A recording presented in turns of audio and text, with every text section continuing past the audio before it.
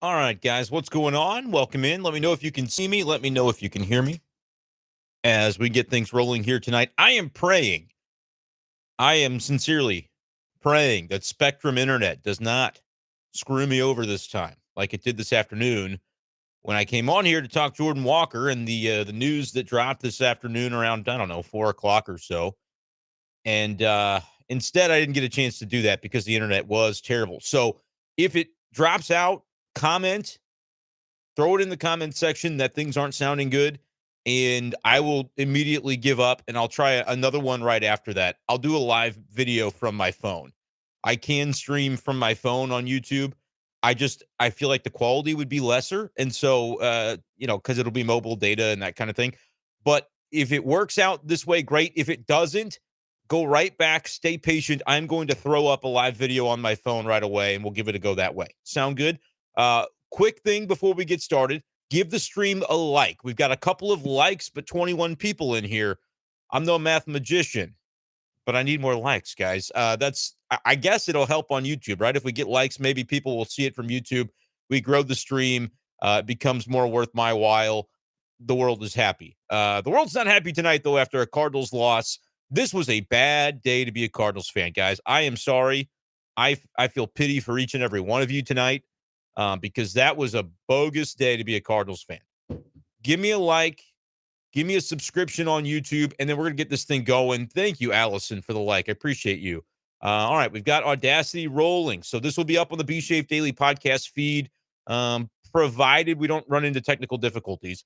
If we do, I'll cut it short and I'll clip it and I'll make sure that the B Shape Daily listeners tomorrow, whether that's Spotify, Apple Podcasts, wherever you get your audio podcast, will be able to hear the show. But hopefully this will be one congruent YouTube stream and we can get this thing rocking and rolling. Okay, a few more likes on the stream. We've got more people in here than have liked it. Give it a like. I promise you won't miss anything by taking a moment to do that.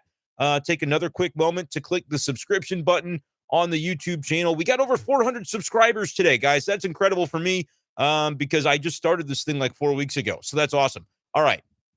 Go ahead and get your questions in now about tonight's Cardinals action. You can ask anything. Anything goes. Jordan Walker questions, the game itself, whatever you've got, we'll get to it. But I'm going to kick things off here in 3, 2, 1. What's going on, everyone? And welcome into another edition of B Shape Daily Live. Is tonight we're breaking down a Cardinals loss, aren't we? And then it's so much more than that. With the roster news from this afternoon, with the St. Louis Cardinals optioning Jordan Walker to Memphis. That was the news that dominated the pregame.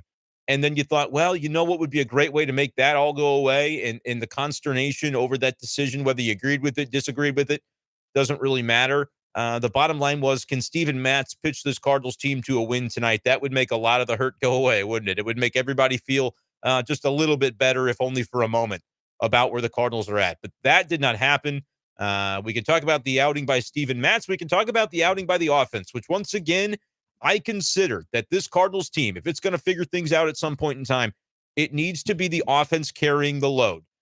I think this can still be one of the better offenses in the league.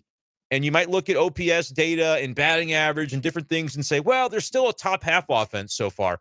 But the inconsistency has been glaring. And that's where the Cardinals are going to get caught because their pitching is not going to be consistent enough to carry them. The offense has got to be the thing to me, the way they're constructed. The offense has got to carry this Cardinals team. It hasn't done it so far, and the pitching certainly has had its trouble, as we've continued to highlight. But the problem for the Cardinals is that, once again, I'll repeat it, they're not elite enough in any one area to carry or overcome the deficiencies of the other spots on this roster right now. And they're going through it a little bit, too, with certain things that you don't expect to be happening. I don't think you expect Nolan Arenado to be as rough right now as he is at the plate over the course of a full season. You figure it's going to get better. You don't expect there to be a line drive double play that is triple digits in exit velocity pretty much every freaking night. Lars Nootbaar was the lucky guest tonight, line one back to the pitcher. I believe that was him that had the double play there in the late innings. Like, they are going through some bad luck. That's true. But then there are a bunch of other bad things happening that have nothing to do with luck. It has a lot to do with performance and things going wrong that are kind of man-made, right? And you can only have so many of those things happen without the elite performance in another area to kind of overcome it, right? Like Paul Goldschmidt was elite tonight. He was incredible. 2 home runs, a double, a late base hit. Yes, he grounded into the double play that ended the game. Don't get me started. The Cardinals did not lose tonight because of Paul Goldschmidt grounding into a double play to end the game.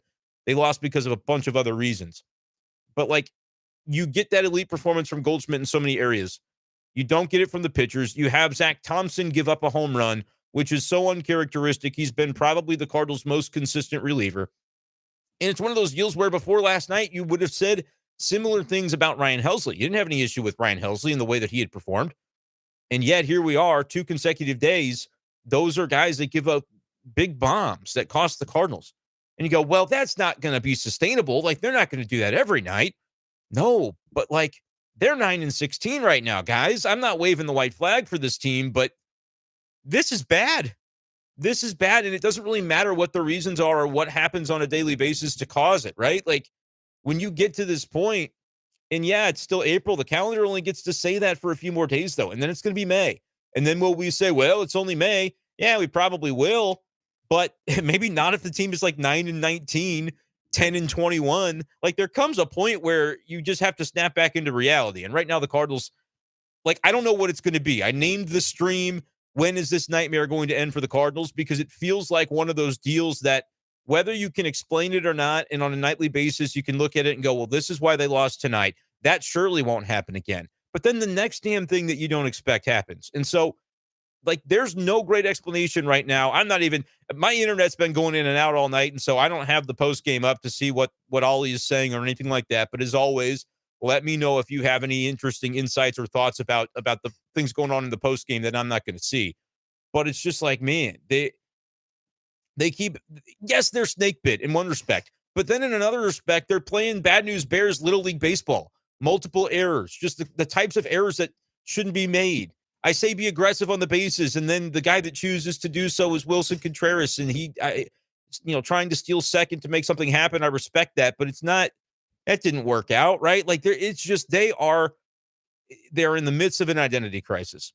And the Cardinals tried to solve it or at least make it a little better today by sending Jordan Walker to Memphis. And it's not to say that he's the problem, although I very sarcastically put that in an article on the tweet headline of my article for KMOV, just detailing the Walker news, because it's like, when you make a move like this, the optics of it are, well, we got to fix something. And so, let's send out Jordan Walker because he's been the issue. Like, the jokes sort of write themselves. And whether it's true or not, whatever the realistic reasons behind making a move like that are, you got to know that the scrutiny is going to go up after something like that happens. After the way they talked about Jordan Walker in the spring training session and said, look, we know he had some struggles in the Grapefruit League, but then we believe in what he does on a day-to-day. We believe in the way he carries himself, his emotional maturity to be able to get it figured out even when things aren't going well for him. We trust Jordan Walker, and that's why we're bringing him with us to St. Louis. You're telling me from the numbers that he put up, all of that changed in 4 weeks? No. That's why I find it a little bit disingenuous. You can look individually at the Jordan Walker move and go, all right, he is a terrible defender. He's not an outfielder, though. He only started playing it 8 months ago or whatever it was. So, yeah, it stands to reason that he's not great out there. I think he has the raw athleticism and skills to become a serviceable right fielder. He's not right now. I get it. The metrics are going to tell you he's one of the worst, and they're probably right. But that's one of those deals where, okay, do you believe in the bat? Because that's the reason Jordan Walker's here. He's not here to be a Gold Glover. He's here to bat for you. And if you believe in the bat, you find ways to get him in your lineup anyway. And that's why last night I said I'm starting Dylan Carlson in center field for a week in a row because I think he's their best defensive center fielder, notwithstanding the boneheaded error he made last night. But, like, I still would believe that. And if you're trying to find a way to angle yourself around a guy like Jordan Walker, I would put the best defensive center fielder that I have next to him just to try to make that vibe a little bit better. The Cardinals decided that's not the way they're going to go. They're going to go with Jordan Walker in Memphis, just getting the reps, getting the opportunities to get better, both in the batter's box. John Mozeliak on KMOX this afternoon before the game was talking about his work behind the scenes with coaches on the launch angle and getting lift on the ball. His ground ball rate has been rough, and so that has caused a dip in the production for Jordan Walker. But, like, the final 3 games that he played, he was actually pretty good. Putting the ball in play, getting base hits, went 4 for 10, had a couple of walks. No, he's not hitting for a ton of power, but even with all of that said, the OPS was like 719, 718. That's almost identical, I think, to what Nolan Gorman was last year. for instance. So, like, he was doing some good things still to where I felt like he could have figured it out at the big league level. But if you're saying we're not going to prioritize that right now, that's fine. But you better make sure that the guys you are prioritizing are going to get you some wins. That's kind of the way I look at it. And tonight, the Cardinals obviously didn't. 7-3 loss. I've talked for a while.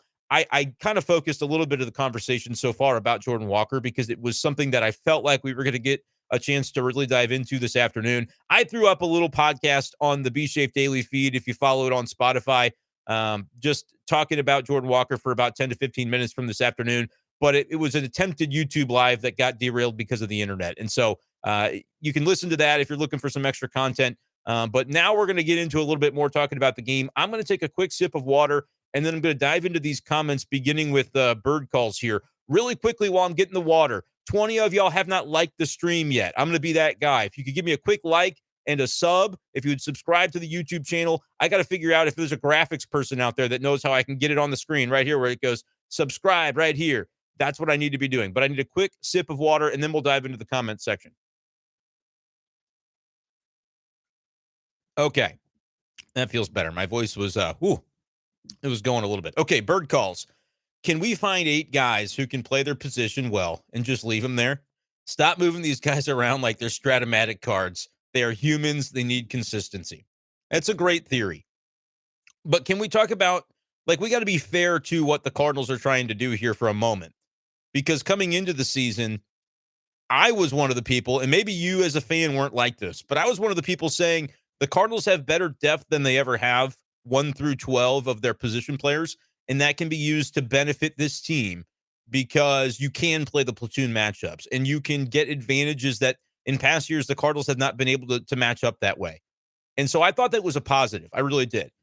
But maybe the aspect that we didn't consider enough was when you do that, when you have a 1 through 12 that you're rolling through and you're trying to maximize platoons on a daily basis, what can sometimes get lost in the shuffle is the human element of it.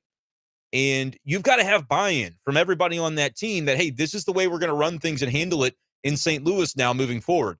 This may not be the way we've done things before, but it's the way we're going to do it now. And sorry, my cord is a little messed up there. Okay, that probably looked ridiculous. Okay.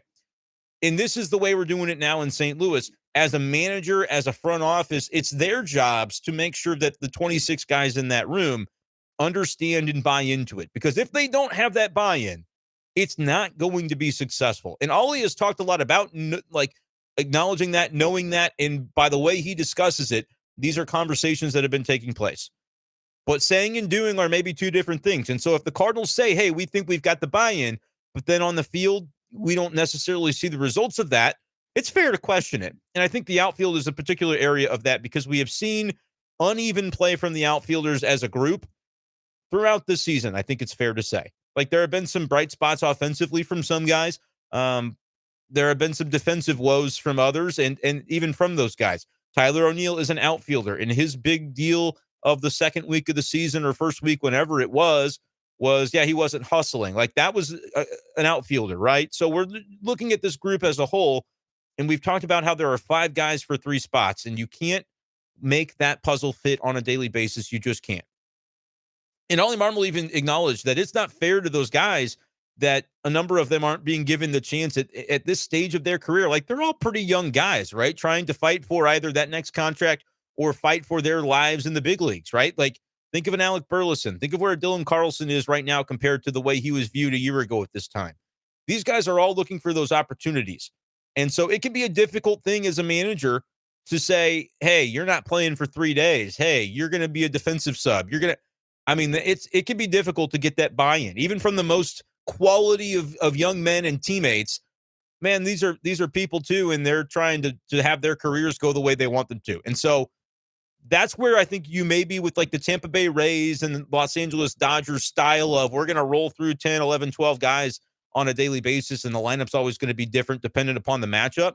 That can work, but it doesn't just happen overnight.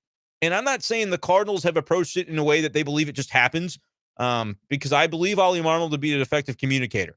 I don't think he or anybody else on the staff right now is living up to their jobs because the results are saying they're not.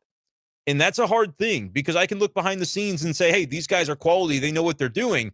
But at the end of 162 games, we're going to see on the field whether they did or not. And if they lost 90 games or if they lost 82 games even, like, we're going to be able to look at it and say, yep, they fell significantly short of expectations. And that's the players doing that. I see a lot of people pining for Ollie to be fired. I don't think that's what's going to happen here. Granted, if they lose 10 more games now, you know what I'm saying? Like, I still don't expect them to lose the next day. I go into every day going, all right, surely today's going to be the day they're going to fix it. And they continue not to fix it. And it happens in a different way each time. Like, the concern there will grow.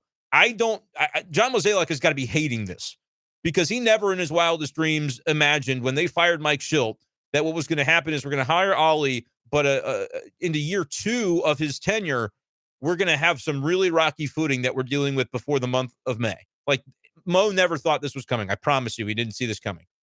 And so they're having to work through a little bit of that right now. I don't think he's firing a third manager. And so the reason I feel like I'm disproportionate in the way I'm talking about this because I'm giving it too much credit compared to what I think it deserves because I don't think it's on the table right now. But I can't be naive to the fact that, like, it's bad out there. And they as a group are going to have to figure it out. Coaching staff is going to have to figure it out. I think Ollie's a good manager. I also think that some things are going bad right now and it's on him to fix it because he's got to set the tone in that clubhouse. So he could be doing everything right on paper, but in terms of on passion and on communication and everything, like, you got to take it up another notch because the results still aren't getting there. I look at it from a pitching coach perspective. Dusty Blake's got to figure things out, man. Like, I think he's a good pitching coach. I think it's nice to have a guy with an analytical mind in there to be able to tap into that aspect of the game in 2023. However, you also just got to go out and make sure you're getting the job done, right? Like, bring the spreadsheet onto the lifetime, right? Bring it into the dugout and onto the field. And it's not to say that I don't think Dusty Blake can do that, but he's new to the job. Can we acknowledge that? He's new to the job in St. Louis. He's gotten a promotion. He's got a new level of responsibility.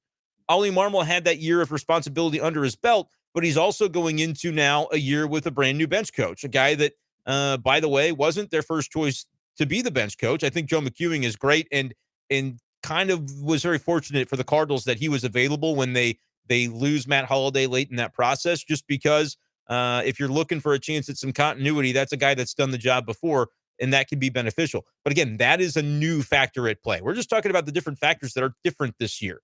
If you're trying to isolate what's going on, I don't think it's just like any one thing that you can point to. Turner Ward, I think, is an experienced baseball man that can do very good things as a hitting coach of this team. But you look right now, that is the new role that he is in this year. And so there's all of that happening at once while going through some turmoil as a team within the first 4 weeks that nobody, frankly, expected to be there. And so that's a lot to get to at one given time for this Cardinals team. So I don't think they're making any drastic moves. I tweeted it out because somebody said this roster is not going to win it. And I retweeted and I said, let me know. What would you do? What change would you make? Because I don't think there are a lot of obvious ones. They made the Walker one, and that was less about Jordan Walker, I think, and more about, all right, rest of y'all outfielders, you won't be able to say you don't have playing time now because we can roll through each of you and get you 3, 4, 5 starts a week with Jordan Walker no longer on the active roster. He's going to play every day because by June or July, he's going to play every day. Now we're just going to find out whose spot he's taking when he gets back here. That's, to me, that is the onus that's been put down on this outfield. And right now, it is an underperforming group. And I hate to just single out one aspect of the team while everything is burning around you. But, you know, Nootbaar 0 for 4 with a walk tonight. He's hitting 222. They expect big things from him. He's got to deliver those big things. Alec Burleson, 0 for tonight.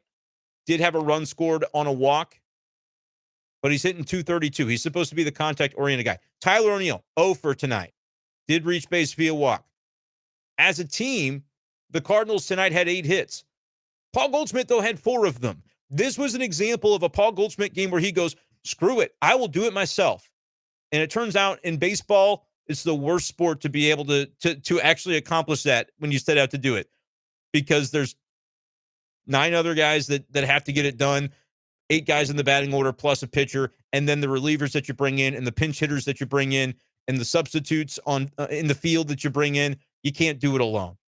If Paul Goldschmidt was there in what was it, Miami Heat were playing the Bucks, if he was taking Giannis's spot tonight, Paul Goldschmidt probably hits his free throws, first of all. And maybe in basketball you can do it. You could be one man that just takes over a game like a Jimmy Butler does, and you can get it done. Can't do it in baseball. if you could, Paul Goldschmidt would have done it tonight because he was fantastic. And again, I'm not going to hold that against him that the very last time of the game he didn't come through because, I mean, you can't ask him to do much more than he did tonight. But everybody else offensively, especially the outfielders, because guess what? Now the onus is on you. As an outfield, the onus is on you. You can look around at those four guys and say, hey, they sent out their top prospects so we could have an opportunity to show our stuff.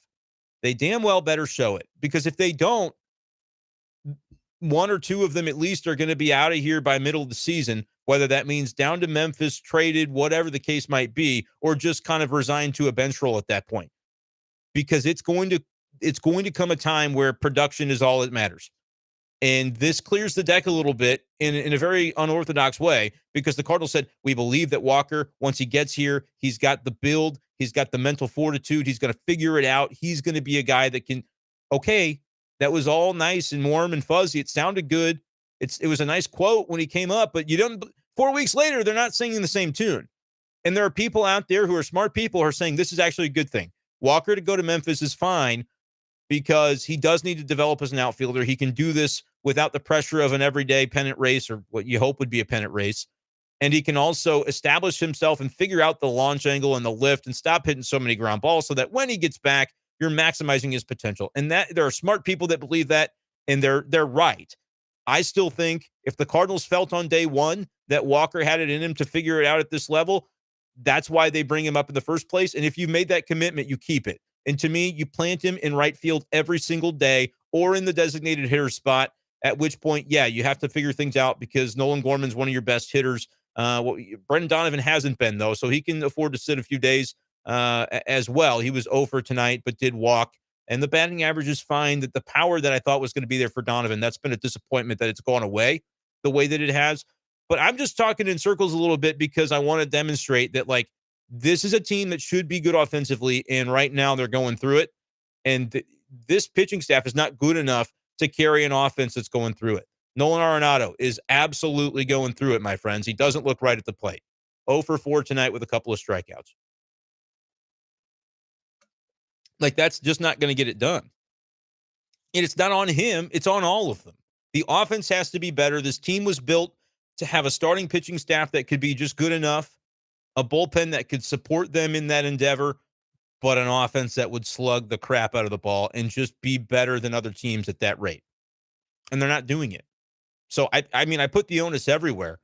All the things I said about the coaching staff, it's true. They got to figure it out, come to it collectively, and be better. Lineup's got to be better. And they don't, let's make this clear. They don't have to. They don't have to be better. They can lose 90 games. The sky won't fall. Fans are going to be pissed, but I mean, that's fine. It can happen. But when I say they've got to do this or that, it's of the mindset that this is a team that wants to make the playoffs and then do damage when they get there. That's the bottom line. I've talked for too long. I'm going to read these comments, I swear. Thank you all. Jeff can see me and hear me. Rock bottom doesn't exist. Yep, you can always go lower, I suppose. But if they go much lower, then you are going to start seeing heads roll. Like you can't be in 2 weeks if they're two of their next 14 or 15. All the things I'm saying tonight aren't going to be applicable anymore because we'll be living in a different world at that point. Hunter says, I can confidently say it's the most embarrassed I've ever been to call myself a fan of this franchise. It's been rough, man. It's been rough. Steven is moving back to Columbia, getting hammered at Harpo's. I love the sound of that right now. Got to be honest with you. Allison's here. Janelle wants to throw up. Don't do it. Don't do it, Janelle. Blue Jays Rock 6 is embarrassed as well. How many are embarrassed to be a Cardinals fan tonight? There's a number of you. Give me a like on the stream and a subscription on the YouTube. Sub the channel. That is how you make the world go round, folks. I've been waiting all day to hear me rant on it. Why did they recall a dude the entire league passed on? Meanwhile, Yepes launched another bomb in Durham tonight. Yeah, Taylor Motter is probably a really great guy. He shouldn't be on this roster today. And it's less about Taylor Motter to me and more about like the way the Cardinals said they were going to manage this thing. And I'm not going to denigrate Paul DeYoung. Denigrate Paul DeYoung because he comes out tonight and was one of the guys who was actually productive offensively. 2 for 4, had an RBI, also had a ball to the wall that wasn't a home run, but it was a notable swing. And so he actually does look a little more locked in and better at the plate right now. It's crazy to me that he is being given like the starting shortstop job. Not starting, But when he's in the game, he's playing shortstop, and that's nuts to me. I thought he was going to be the utility guy. That's what they said at winter warm-up, coming into spring training. They said, hey, Paul DeJong, first of all, John Mozeliak said, I know you're going to groan when I say his name, but Paul DeJong, we think he can be better. He's working on some things. He's going to be a factor this year, but he's also going to have to move around the diamond a little bit. They haven't moved him around the diamond. They've moved Tommy Edman around the diamond. And like offensively, if he's not performing, that's one thing. But I think it's a little bit, it's a false flag operation. It was one thing and now it's another when it comes to Paul DeJong. Because what I thought was going to happen, based on what they said was going to happen, was that Paul DeJong's going to come back. He's literally taken Taylor Motter's spot on the roster. So how hard is that to figure out? He's your new 26-man utility man, but he's going to hit for more power than Motter did. He's going to be a little better at shortstop than Motter could be, but he can also play second and third. And yet, they're not doing it. I don't know why. I don't know if it's just a preference thing by Paul DeJong, if it's their preference on his behalf. I don't know if it's, well, common sense. Tommy Edman was a Gold Glove second baseman. He can go back there. That's not the way they talked about Tommy Edman in the offseason. Tommy Edman is our shortstop. That's what John Mozeliak said. But I don't know. I guess it wasn't true, which is fine if you don't want it to be true. But that would explain why you need Taylor Motter, because they're saying, well, Paul DeJong can't play second or third. He's got to only play shortstop if he comes into a game. They haven't said that, but I'm just going by their actions. I would have Tommy Edman play shortstop. I would have him do it every day until the point at which you don't think he offensively is conducive to that role. I would have Paul DeJong play baseball pretty often for this team. He's just taken spots of other guys at second base. He'll fill in at third. Arenado, you could sit Arenado tomorrow, and I think that's fine. Sit him for another day because he doesn't look right now. Give him another opportunity to figure it out. I don't know what the answer is for a veteran like that. If it's just, no, he needs to play through it. Maybe that's the case. But I'm just saying I don't understand why it's DeJong at shortstop and Edman at second base the last 2 days when Edman has made an error at second. Maybe I'm overthinking this because the dude was a Gold Glover there, but they told Tommy Edman, hey, bro, you're going to be the starting shortstop this year. Don't worry. Paul DeJong, he's going to be part of this team, but then he's in a different role.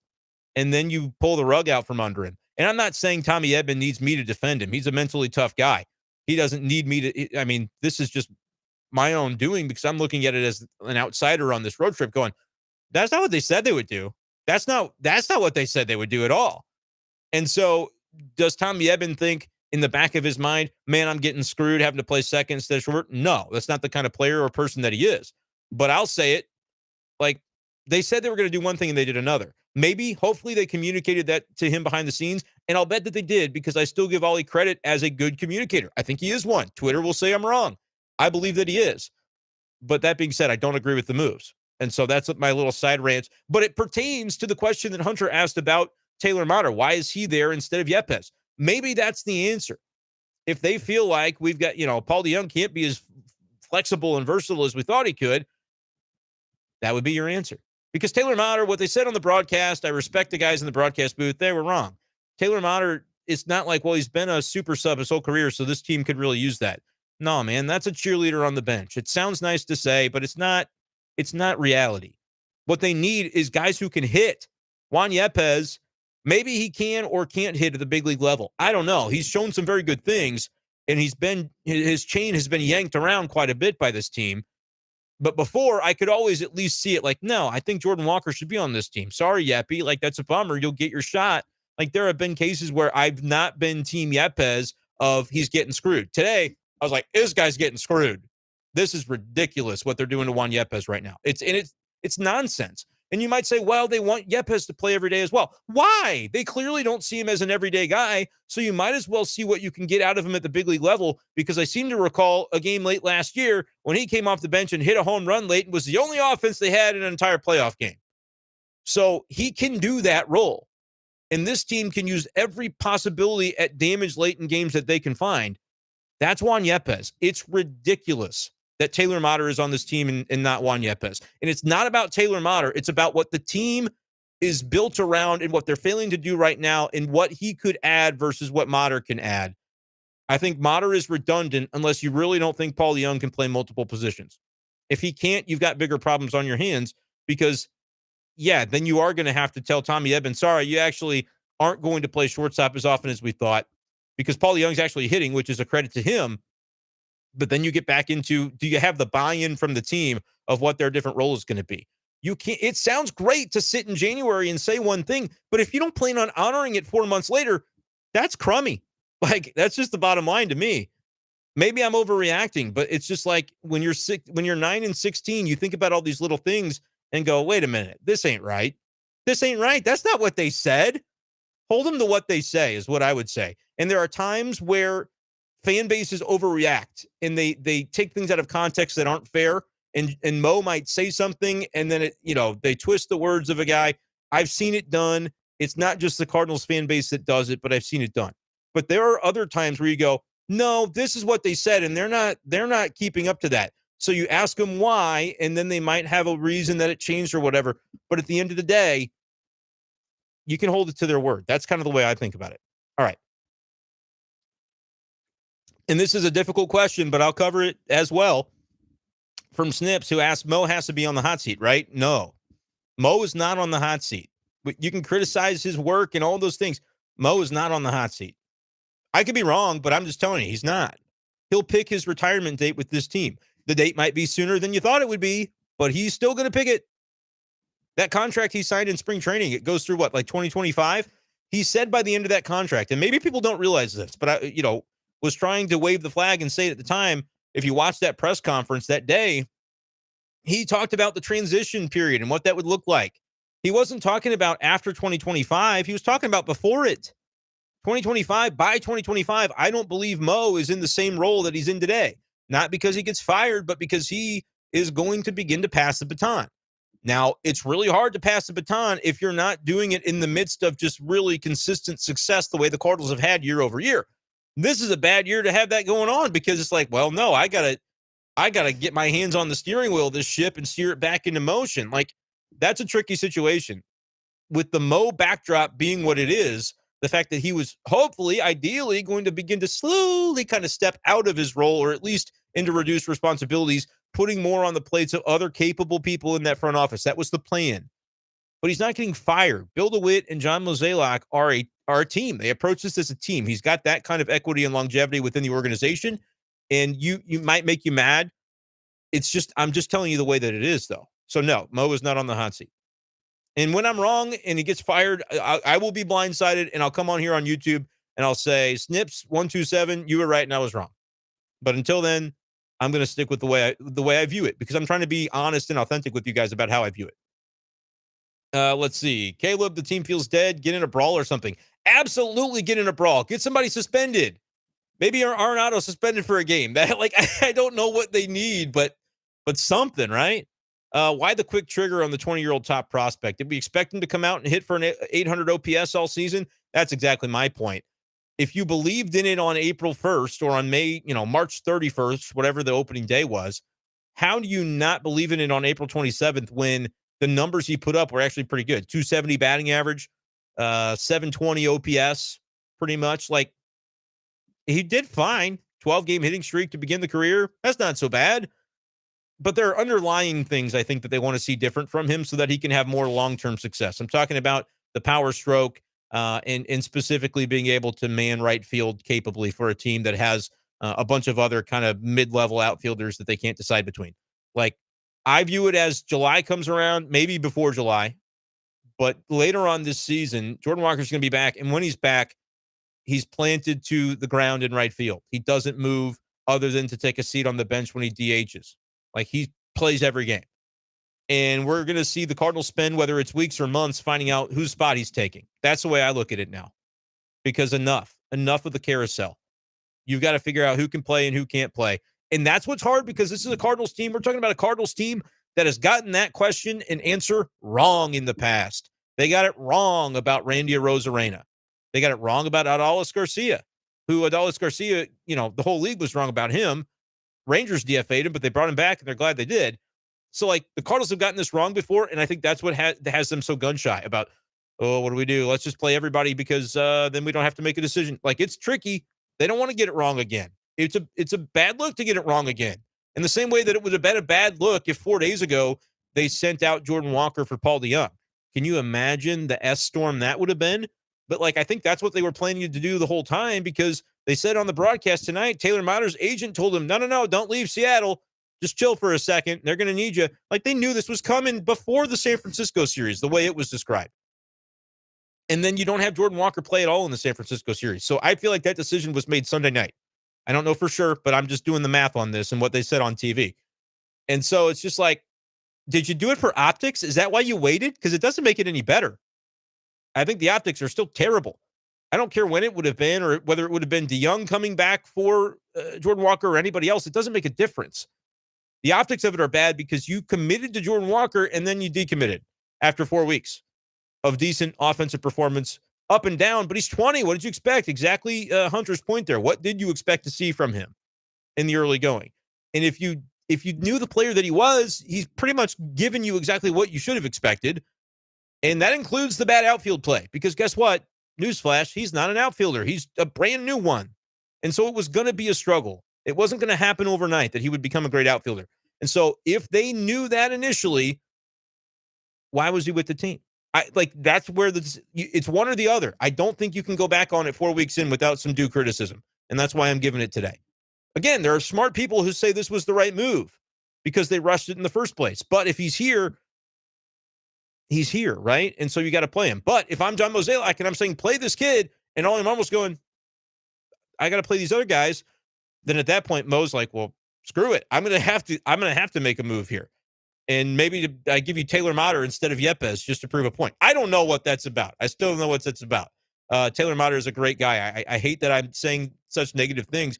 It's not about Motter. It's about what this team needs, and they need pop. Juan Yepes provides it. Taylor Motter, historically, over the course of his career, hasn't. It's that simple. Jeff says not doing anything offensive. If Arenado doesn't figure it out, he looks hurt. I don't think he's hurt. I think he's real. I mean, maybe he is hurt. I don't know. But he looks like the swing is just off, man. Whatever changes he tried to make.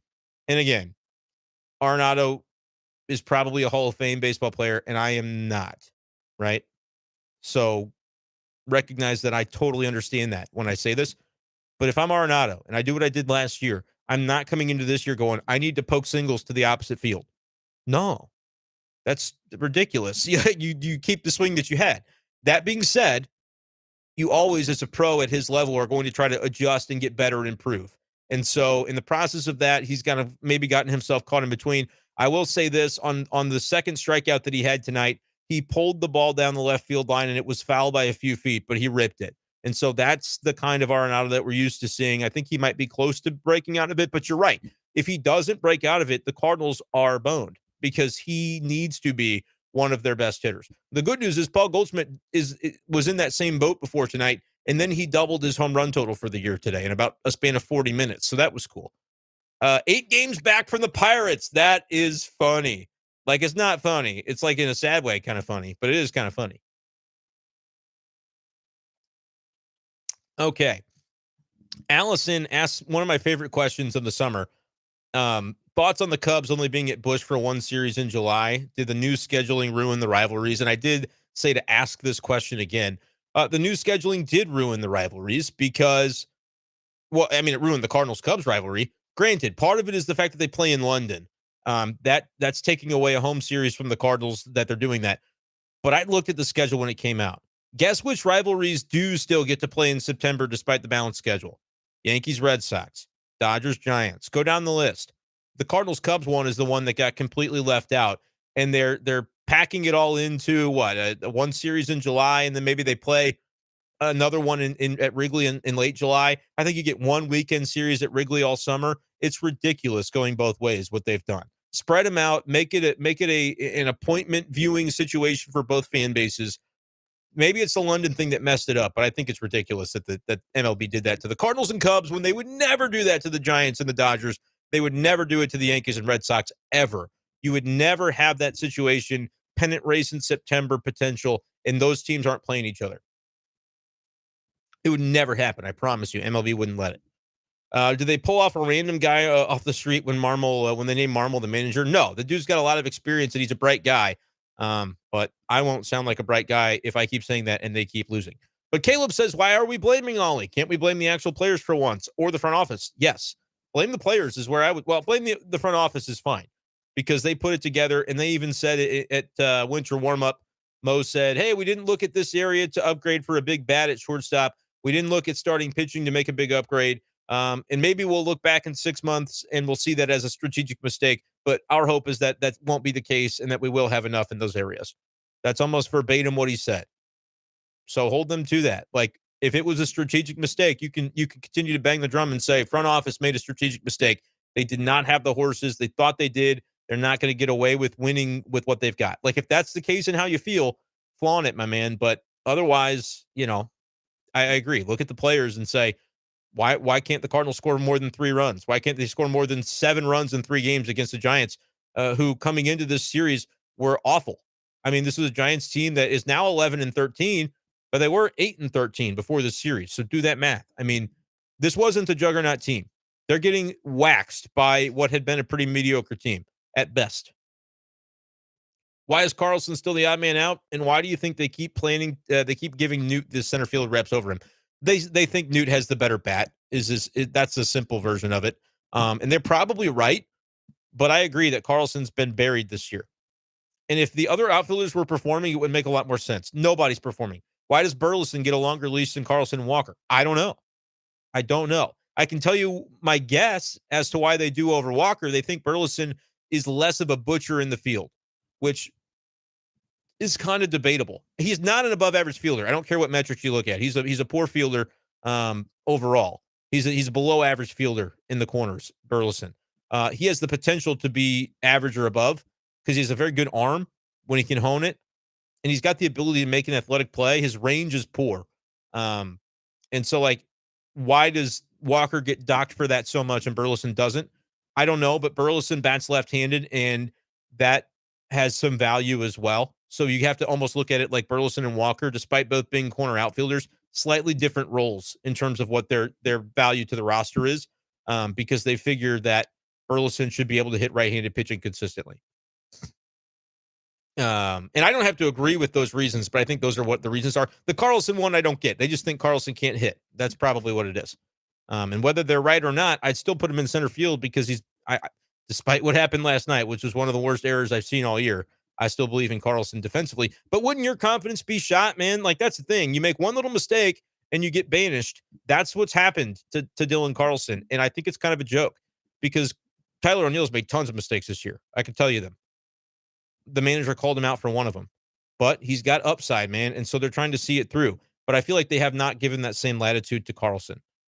Like, one guy gets thrown under the bus, but then gets the playing time. He continues to get it. And then Tyler O'Neill, they've never thrown Dylan under the bus, but they just don't play him. I don't know which one I would rather be, honestly. Throw me under the bus, coach. I don't give a damn. If I get to play, you can say whatever you want about me to the media. It doesn't matter. Like, maybe that's part of it. I don't know. Ed says, if we can't seriously turn this around, I think it's reasonable to consider trading Goldschmidt. He's 35, making a lot of money. I'm not ready to have that conversation.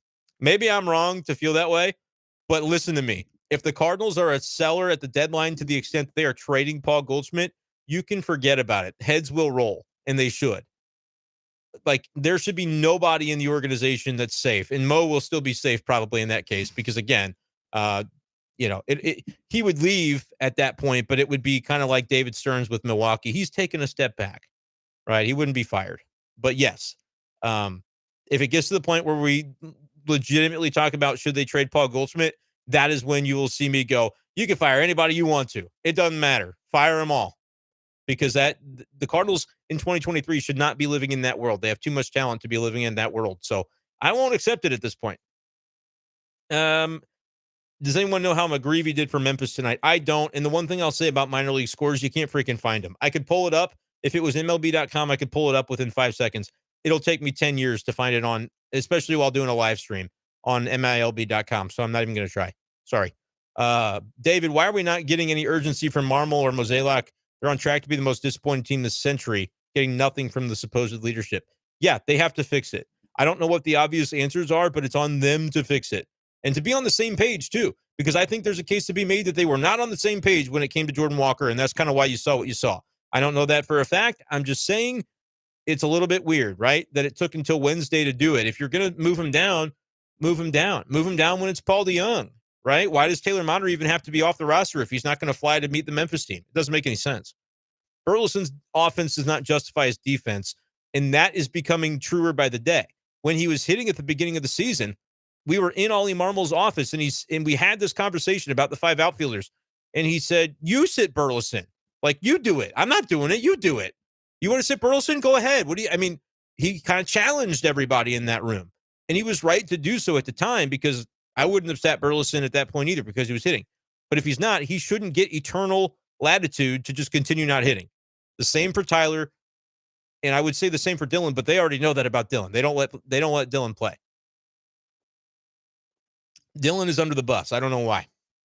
And it's not in the media. It's not in the way they talk about him. It's when they write out the lineup card, he's under the bus. That's it. And if that's how they view him now, the Cardinals messed up huge not trading him last year, which is not to say that they could have gotten a Juan Soto for him. Don't hear what I'm not saying. But they clearly, if this is the way they view him and this is all he's going to be, which it might be a self-fulfilling prophecy. That's the scary part of it. If they continue to treat him like he's a 4th outfielder, and maybe that's part of the Walker move, right? Like trying to give him some more opportunity. But for me, it's easily Dylan over Burleson on most days. The problem is Burleson can hit right-handed pitching based on like what you expect on paper, and Dylan doesn't. It's kind of like they're the reverse side of a platoon offensively, but very much they are not that way defensively. But if you're talking about we have to support the pitching staff, what do you want your identity to be? This is what we've talked about.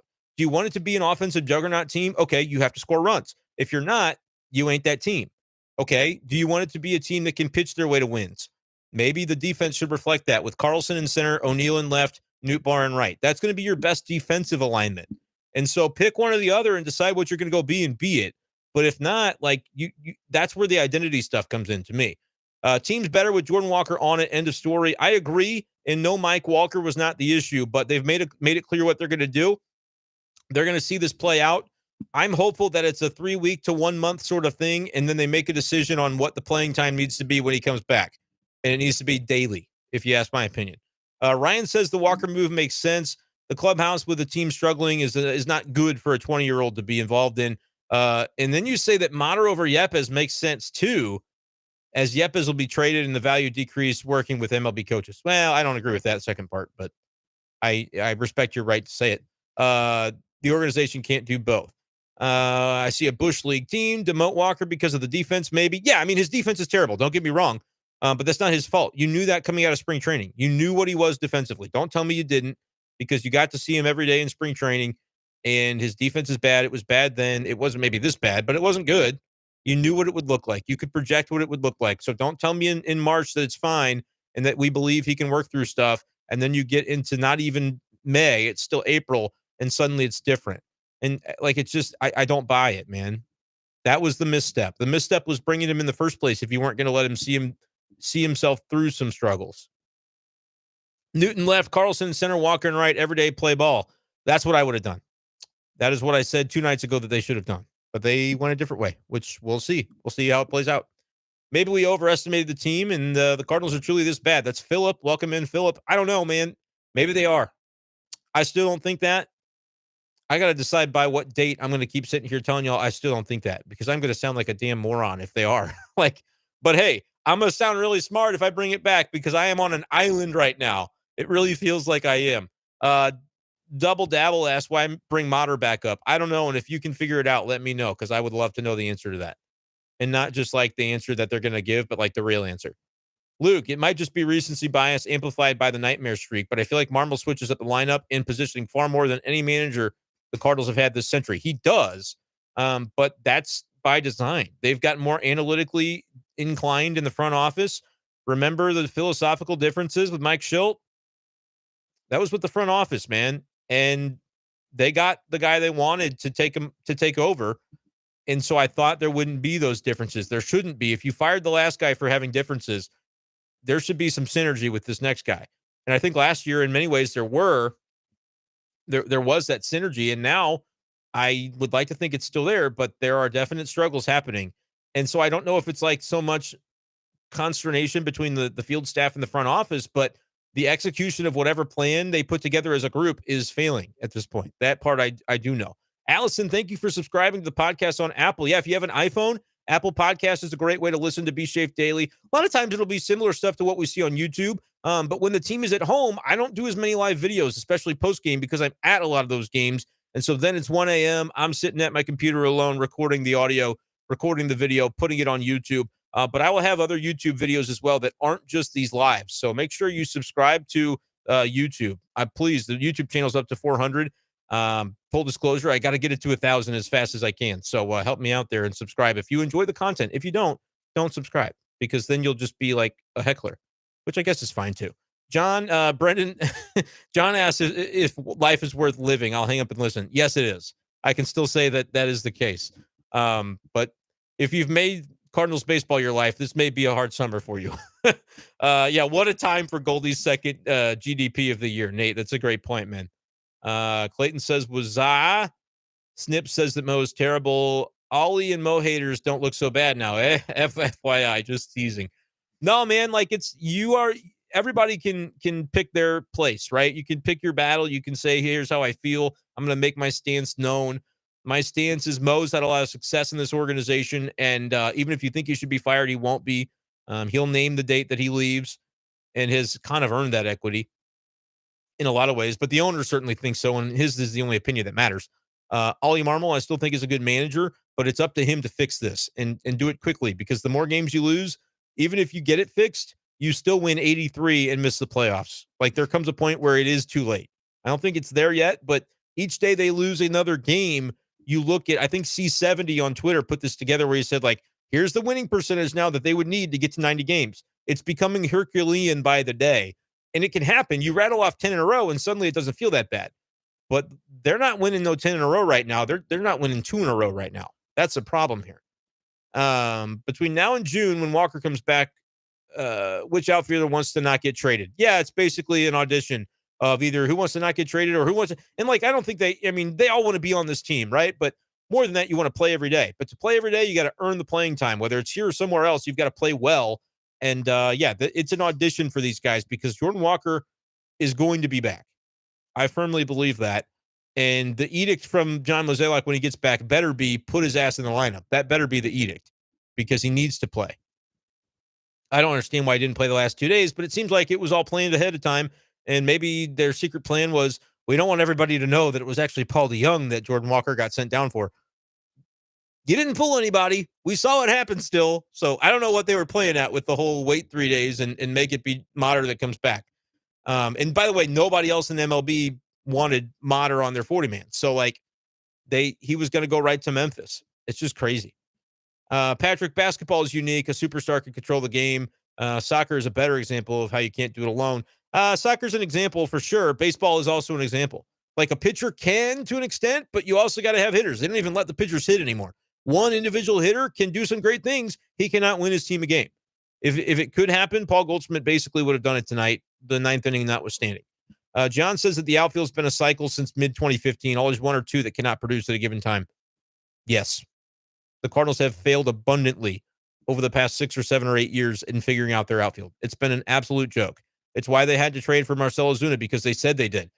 Fans would have rioted that offseason if they didn't make the Ozuna deal. And the Ozuna deal burned them. Like, the outfield has been an absolute nightmare for the Cardinals for years. And this year coming in, it's like you have a lot of talent. This should finally be the time that they fix it. They haven't. As of yet, they haven't. Luke has no idea where to start with the turnaround. Everything is a disaster. You think they'll balance it out, play up to their potential, but at what point? Exactly. And if it doesn't come till June, I'm telling you, it'll have been too late. They have to do it sooner than that. What do they see in Motter? I don't know. Steven says big sip. Yeah. And this is vodka. Y'all didn't even know that. No, I'm just playing. CJ says something has to give.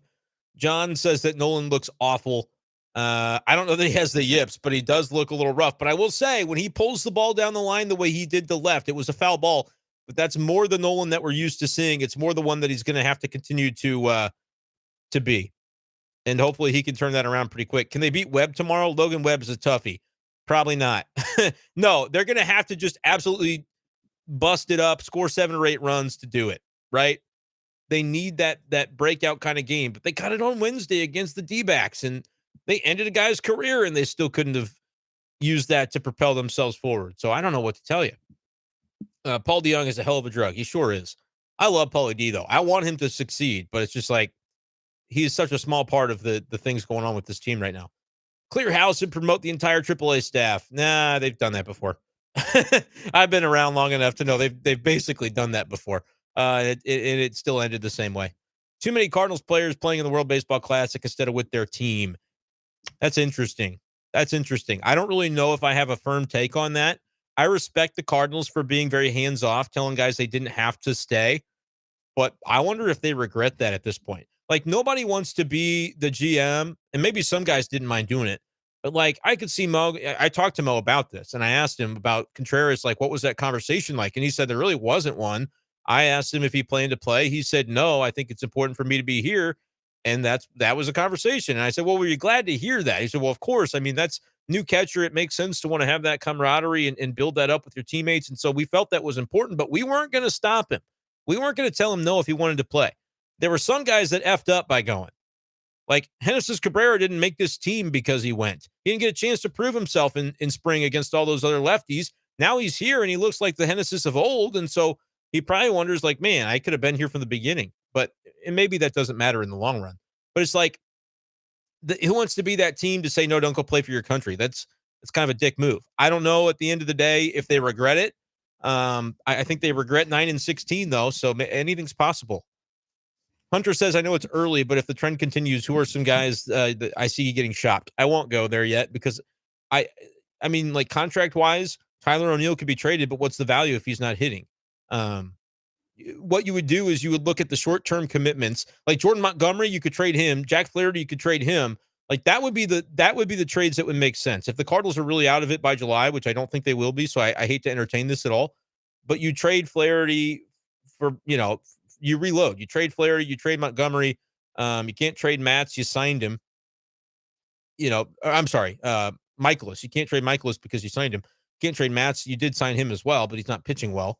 I don't even have a lot to say about Matz tonight. Like, can I just say that it says all that I would ever need to say by the fact that he pitched 4 innings and Jordan Hicks was in for the 5th? Like, what is that, man? It's not like he was bad, but he wasn't efficient. 90 pitches, 4.0 innings, couple runs, 3 walks. Nah, home run. It's not good enough right now. And Matz is the one that I would say does get replaced if this continues. Is it by Liberatore? Is it by McGreevy, Graceffo? I don't know who it ends up being by. And I know I got a question about Graceffo earlier, but it's been lost to time here, unfortunately, in this chat. And McGreevy was good tonight for Memphis, said CJ. So that's good. Mater over Yepes. Yeah, we've talked about that. It's a mistake. I don't know why. I think in that role, if you've got enough utility infielders, unless DeYoung can't be one, they have enough. I think they need more offense, and they didn't get it. Brad, they're playing in London. Oh no, they got to figure it out before then. Can't have Londoners thinking this is Cardinals baseball. Yeah, dude, they're gonna embarrass themselves in England across the pond. That's not what you want. Let's see here.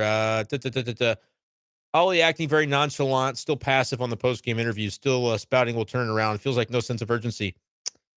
Yeah, I I think he's just being the way he knows how to be, and he doesn't expect it to be as bad as it's been. But yeah, I would like to see something different. But the post-game interviews isn't what matters, right? Like I know we talk about it, but I do believe that, you could show a little bit of a different side in that, and it could maybe have an impact. But at the same time, I think it's more important what side he shows in the clubhouse talking to players. That's what matters right now. The come to Jesus meetings need to be in that room. But if Ollie doesn't have the ear of the room right now, which I'm not saying he doesn't, but if he doesn't, you can't have a meeting led by the manager that's going to go well. You know what I'm saying? Like you got to know how to handle it as a manager and as a coaching staff when you're going through these things, to avoid it sending the wrong message, I guess I would say. Because you can't go in there. What are you going to go do? Ollie's going to go in there and start flipping over chairs and stuff and going, TLR on. Like, what is it going to be? I don't really understand what it exactly would be. But the beauty of it is, it's not my job to figure it out. It's his. He has to find out, and he's got to do it. I did not hear what Al said on the post game though. No, don't DFA Matz because you owe him $22 million. So you got to figure something out. He could be an expensive reliever next year, maybe, but like. I know a sunk cost fallacy, but man, that would be rough. But you could pull him from the rotation and have him be a reliever. That's still legal. Why do they continue to swing at the first pitch in high opportunity at bats? It's a continual issue. I don't know. The plate discipline's been bad as a team. I would say that. I think I'm comfortable to say that. The umpire Ollie yelled at to retire last year. That umpire must be laughing now. Yeah, he probably is. That umpire, I think Buckner, he's kind of a jerk. But yeah, he probably does. He probably does feel pretty good about the Cardinals struggling. If I had to guess about the type of vindictive umpires you get in MLB sometimes. Close to seeing a Libator appearance, 1.12 whip through 27 innings in Memphis. Yeah, man, like you could see him start for Mats the next time, and that wouldn't be like super fair. But I'm saying like it's getting to desperation mode to where I start to think of what the moves could be. And do I expect it? No. But could I see Libby take Matz's next turn? I wouldn't call it impossible. I would not call it impossible by any means because desperate times do call for desperate measures. So that would be a lot, man. 22 million they owe him for the next 2 years. They still owe him, 8 more for this year. That's a lot, but it's not impossible. Yeah, if Libby keeps going, it'll happen. Brad asked me a valuable question. Have I considered using StreamYards for these broadcasts, allowing for screen sharing, displays, comments, multiple platform streaming, overlays, guest invites, and more? I have considered it, actually. There's like a $20 a month version. I don't make money from these right now, and so I do have to be a little bit careful about what I spend, but I also recognize that I may have to invest in myself a little bit. But the one thing I'll say to the 30 of you still here, and you may say, screw you. But for like $5 a month, you can join the Patreon. And that is something that helps me out for sure. Patreon.com/bshafer12. If you don't want to do that, no obligation. Do for free subscribe on YouTube, subscribe on Apple Podcasts and Spotify, though, because that costs you nothing. So if you like my content, it really helps me out. But yeah, StreamYard, I just talked to somebody about that last night, actually, that I have a few people in mind to have as regular guests that I think those folks and I can make some fun content about the Cardinals together. And so I'm definitely looking into it. But another nervous aspect, Brad, is my internet sucks. Another anti-advertisement for Spectrum. If you ever have another option that's not Spectrum, pick the other option. I'm so pissed off at them right now. It's not even funny. And I can't really use anybody else. Don't tell them that because I'm going to tell them otherwise. No, I'm going to leave you. What am I going to do? There's nothing I can do. But yeah, if my internet was like solid, I would start going, all right, I'm going to invite these guests on, these people that I know that would be good to do Cardinals content with. But it gets a little tricky. I would be pretty embarrassed if my internet crapped out the first time I asked, a few different people that I'd like to tap into. So it's coming. Just stay patient with me, but continue to support what I'm doing, and we'll get there even faster. That would be my comment. Ronell says the Cardinals always exterminate their players.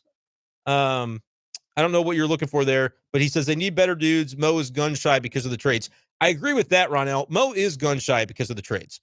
He has not been a good trade maker under the circumstance that I'm going to describe. He's very good when another team has a high-priced superstar they're looking to unload.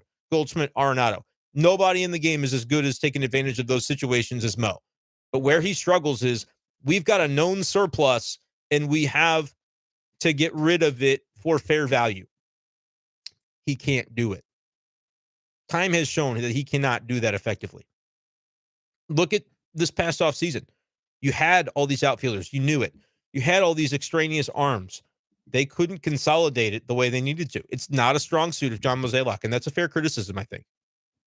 Starlink is available in the Midwest. I don't think I have it here, Brad. I don't think I can get anything but Spectrum. I'm waiting for those fiber optic cables to be installed in my neighborhood. That's what I need.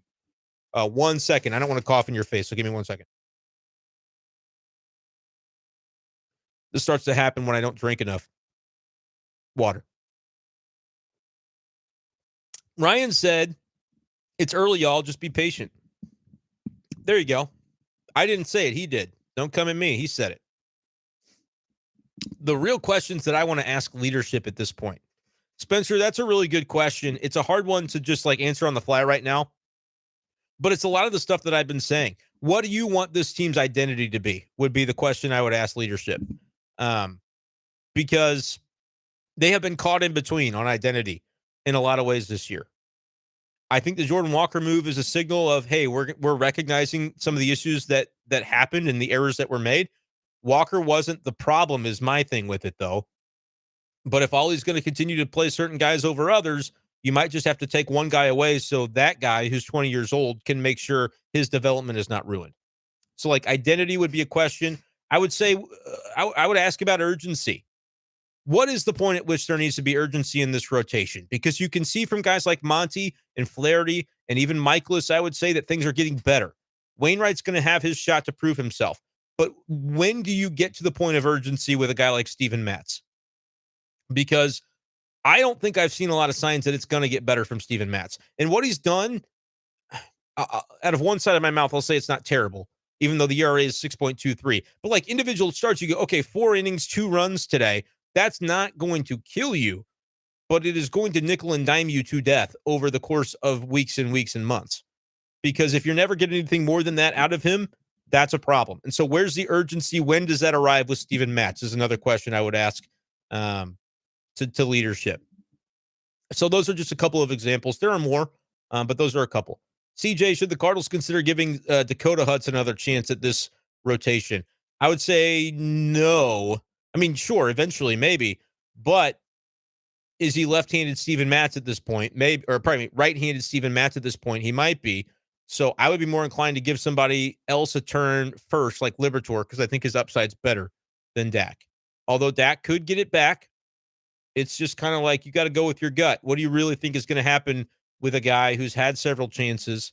Dakota's not a bad pitcher, but it is one of those things that the Cardinals have got to make sure they're making the best decision each time because the margins are getting thinner with this team the more they lose. Luke is not confident that the Cardinals, the guys the Cardinals have traded away that have blossomed would have done so with the Cardinals. It doesn't think they seem like they've done a very good job of developing big league talent in a while. Luke, you're right, man. I had this conversation earlier this week. Sandy Alcantara never would have become Sandy Alcantara on this team because he was viewed as a 6 starter that doesn't, he's a bullpen guy. He's a swing man. When he goes to the Marlins, he has a chance to just be himself. And look what that turned into. Zach Gallen, same thing. He was never on the pecking order. He wasn't even on the list. You were like Jack Flaherty, Dakota Hudson, even Sandy. Those guys were above Zach Gallen. He wouldn't get the time of day here. He was going to get Jake Woodford it around for 6 years. Like, imagine Jake Woodford might be the same way. The best thing that could have happened to Johan Oviedo is they traded him to the freaking Pirates because there he just could go pitch. And now suddenly, look, it's working for them. They're winning games. It's hard to develop when you have to win every year, and that's what the Cardinals are. But they could have done a better job of it than they've done. And the onus is on them to fix it because you're right. They haven't developed pitching talent very effectively. Alex Reyes, another example. I know injuries played into that, but come on. Dakota Hudson, great example. Why not? He was a top prospect. Matthew Liberatore, we're hoping to see him do more, but so far, so not what they were looking for when they traded Randy Arozarena to get him. The outfield, same thing. Arozarena, Adolis Garcia. Like, the proof is in the pudding at some point. Allison wants my thoughts on the blackout rules in Iowa. You're blacked out from 6 teams. Allison, it's hard. My hope is that it doesn't last forever. I don't have a lot to say. I should do, and I've done. Go back on Be Safe Daily, Allison. It's on Apple and Spotify. You might have to scroll for a while, but I talked about the blackout stuff. I think it was in mid-January because Bill DeWitt talked about it at Winter Warmup. I did a whole episode on it.